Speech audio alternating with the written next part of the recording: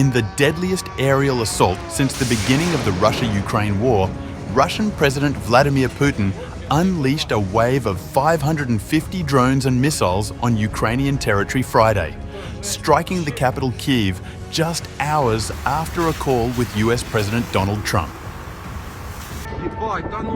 According to Ukraine's Air Force, the attack involved 63 Shahed 136-131 kamikaze drones, cruise missiles, and decoys designed to saturate and confuse Ukrainian air defense networks. It was the second major escalation in less than a week, with Moscow having launched a similar strike involving 537 aerial threats just days earlier.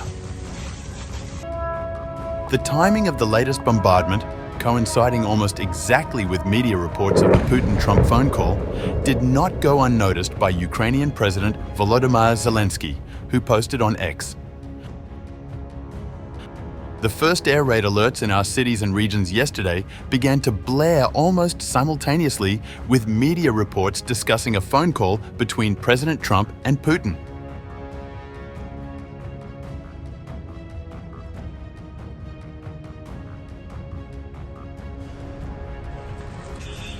The city of Kyiv bore the brunt of the coordinated overnight onslaught. At least 23 people were injured, including 14 hospitalized, as debris from intercepted drones ignited fires in residential buildings and a medical facility in the Holosiyivsky district. Kyiv Mayor Vitaly Klitschko confirmed that 6 of the capital's 10 districts reported structural damage. Intelligence reports indicate that Russia deployed a blend of advanced missiles, likely including Kh-101 cruise missiles and Iskander-M ballistic missiles, launched in multiple waves over an 8-hour period. Ukrainian officials said they managed to shoot down 270 targets, including 2 cruise missiles, using Patriot PAC-3 systems, NASAMS, Iris-T, and S-300 systems. However, 208 drones and missiles were lost from radar and presumed jammed by Russian electronic warfare systems, a growing vulnerability in Ukraine's defensive grid. Russia successfully struck 8 strategic targets, including railway hubs, power substations, and air defense radar sites, despite Kyiv's multi-layered air defense shield.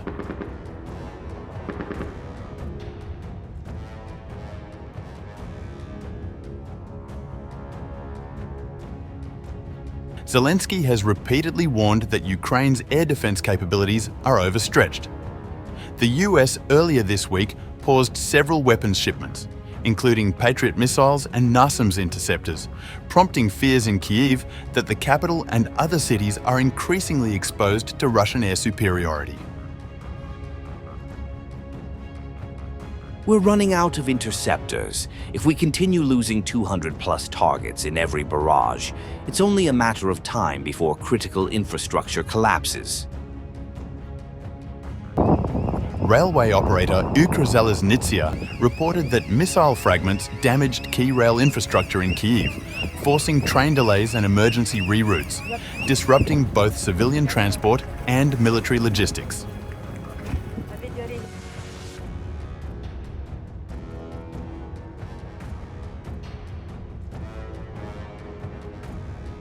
The air raid came just as Donald Trump held a long-anticipated phone conversation with Putin. Although Trump told reporters the call yielded no progress at all toward ending the war, many in Kyiv viewed the timing of the strike as a calculated signal from the Kremlin. In Moscow, the Kremlin reiterated that it would continue to push for addressing the root causes of the war, rhetoric often interpreted as a demand for NATO's rollback and Western disengagement from Ukraine.